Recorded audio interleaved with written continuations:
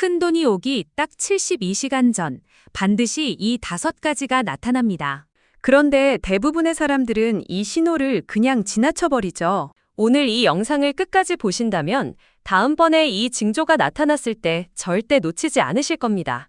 저는 오늘 이 자리에서 우리 선조들이 수백 년 동안 경험으로 쌓아온 기운의 언어를 들려드릴까 합니다. 사주명리학에서는 돈이 들어오기 전에 반드시 에너지가 먼저 움직인다고 보거든요.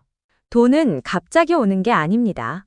기운이 먼저 오고 그 다음에 돈이 따라오는 거랍니다. 실제로 오래된 사주 고전에서도 재물이 움직이기 전에 하늘과 땅, 그리고 몸이 먼저 신호를 보낸다고 기록되어 있습니다. 이걸 재물 전조라고 하죠. 오늘은 그 5가지 전조를 하나하나 자세히 알려드리겠습니다. 첫 번째 징조는 꿈입니다. 그냥 아무 꿈이나 아니에요. 물이 맑고 풍성하게 흐르는 꿈, 큰 물고기가 물 위로 뛰어오르는 꿈, 그리고 돌아가신 조상님이 환하게 웃으며 나타나시는 꿈. 이 3가지 꿈이 큰돈이 들어오기 전에 자주 나타나는 대표적인 전조 꿈이랍니다. 특히 조상님 꿈을 꾸셨는데 그분이 환하게 웃으시거나 뭔가를 손에 쥐어주시거나 아니면 그냥 가만히 보기만 하시는 꿈. 이런 꿈은 조상님이 자손을 도와주려는 기운을 보내주는 신호라고 선조들은 믿었습니다. 미신이라고 치부하기 전에 한번 생각해 보세요. 꿈을 꾼 뒤에 실제로 좋은 일이 생겼던 경험이 없으신가요? 물에 관한 꿈도 마찬가지입니다. 사주 명리학에서 물은 재물을 상징하거든요. 맑은 물이 콸콸 흐르는 꿈은 재물이 흘러들어오는 징조로 해석합니다. 반대로 흙탕물이나 홍수는 조심해야 할 신호이니 구분하셔야 해요. 잠깐, 여기서 중요한 게 있습니다. 꿈을 꾸고 나서 어떻게 하느냐가 더 중요합니다. 꿈 내용을 기억하시고 싶다면 자리에서 일어나기 전에 바로 적어두세요. 기운은 생각으로 강화된다고 합니다. 두 번째 징조는 몸의 신호입니다. 오른쪽 귀가 갑자기 울리거나 먹먹해지는 느낌, 오른손 손바닥이 간지러운 느낌, 오른쪽 눈꺼풀이 위아래로 파르르 떨리는 것. 이 3가지가 대표적인 몸의 재물 전조입니다. 특히 손바닥 가려움은 예로부터 돈이 손에 들어온다는 신호로 전해져 내려왔죠.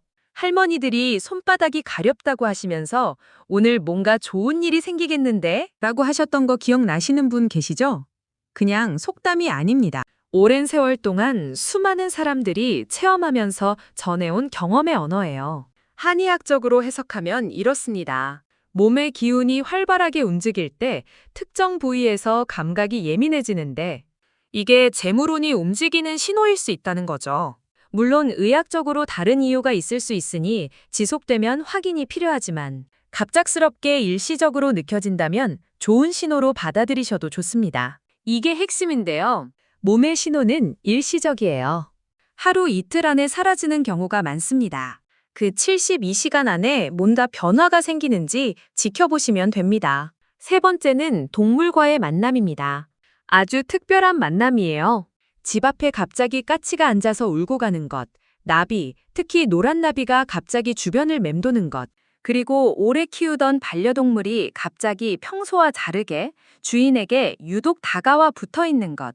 이 3가지가 재물 전조동물 신호입니다. 까치는 예로부터 희소식을 물고 온다고 했잖아요. 반갑다 까치야 하는 노래도 괜히 나온 게 아닙니다. 우리 선조들이 그 새를 보면 좋은 일이 생길 거라고 믿었던 거거든요. 단순한 미신이 아니라 자연의 리듬과 기운을 읽는 방식이었습니다. 나비도 마찬가지예요. 노란 나비는 재물과 풍요를 상징한다고 합니다. 한여름에 갑자기 노란 나비가 집 안으로 날아들어왔다가 나가면 곧 좋은 소식이 온다고 하죠. 신기하게도 이걸 경험하신 분들이 꽤 많습니다. 반려동물의 경우 동물은 사람보다 기운에 더 민감하다고 합니다.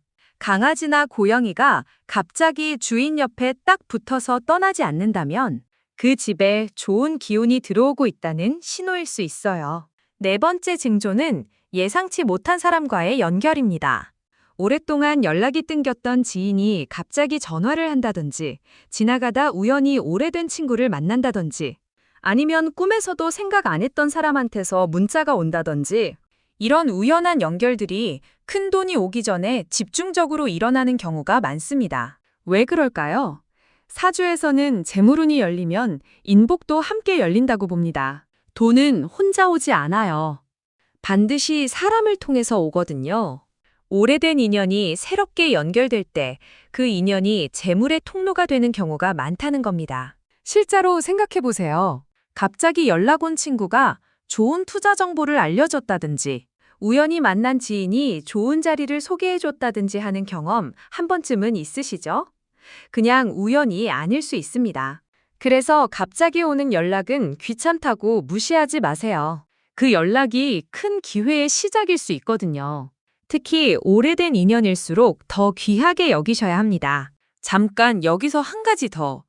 이 시기에는 사람들한테 먼저 연락하는 것도 좋은 방법이에요. 기운이 열려 있을 때 먼저 손을 내밀면 그 기운이 더 빠르게 흘러들어온다고 합니다. 5번째 징조는 내면의 평온함과 이유 없는 기쁨입니다. 특별히 좋은 일이 있지 않은데도 괜히 기분이 좋고 아침에 일어나면 왠지 오늘 뭔가 좋은 일이 생길 것 같은 느낌. 이유를 설명하기 어려운 들뜬 기분. 이게 바로 5번째 전조입니다. 우리 몸과 마음은 생각보다 훨씬 더 많은 것을 감지합니다.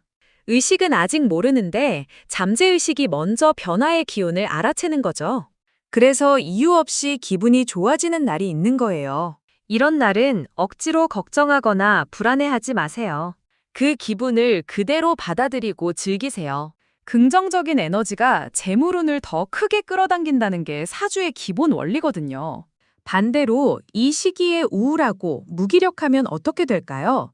들어오려는 기운이 그냥 스쳐 지나가 버린다고 합니다. 아깝죠. 그래서 평소에 마음을 밝고 열린 상태로 유지하는 것이 중요한 겁니다. 그렇다면 이런 징조가 나타났을 때 어떻게 해야 할까요?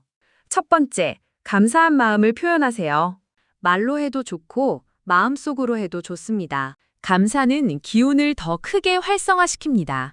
두 번째, 집안을 깨끗이 정리하세요. 풍수지리에서 깨끗하고 정돈된 공간에 좋은 기운이 들어온다고 합니다. 특히 현관과 주방을 깔끔하게 유지하세요. 세 번째, 작은 기부나 선물을 하세요. 베풀면 돌아온다는 말이 있죠. 재물이 들어오려는 시기에 먼저 내보내면 더 크게 돌아온다고 합니다. 꼭 큰 돈일 필요 없어요. 작은 정성이면 충분합니다. 네 번째, 주변 사람들한테 친절하게 대하세요. 이 시기에 다툼이나 갈등이 생기면 들어오려던 기운이 흩어질 수 있거든요. 마음을 너그럽게 열어두시는 게 중요합니다. 마지막으로 한 가지 당부를 드립니다. 이런 징조들을 너무 집착하며 기다리는 건 오히려 좋지 않습니다. 기다림 자체가 조급한 에너지를 만들어내고 그 조급함이 기운을 흩어버릴 수 있거든요. 그냥 자연스럽게 일상을 살아가되 이런 신호들이 나타났을 때 알아채는 눈을 갖는 것. 그게 핵심입니다. 오늘 알려드린 5가지 징조를 다시 한번 정리해 드릴게요. 첫 번째, 꿈. 물꿈, 물고기 꿈, 조상님 꿈. 두 번째, 몸의 신호. 오른쪽 귀 울림, 손바닥 가려움, 눈꺼풀 떨림. 세 번째, 동물과의 만남. 까치, 노란 나비, 반려동물의 변화. 네 번째, 예상치 못한 사람과의 연결. 오래된 인연의 갑작스러운 연락. 5번째, 이유 없는 기쁨과 평온함. 이 중 2~3가지가 동시에 나타난다면 특히 주목하세요. 신호가 겹칠수록 그 기운이 강하다는 뜻이거든요. 우리 선조들은 자연과 몸이 보내는 신호를 읽으며 삶을 지혜롭게 살았습니다. 그 지혜가 지금 우리에게도 여전히 유효하다는 것. 오늘 이 영상이 조금이라도 도움이 되셨으면 좋겠네요. 여러분의 삶에 늘 좋은 기운이 가득하기를 진심으로 바랍니다.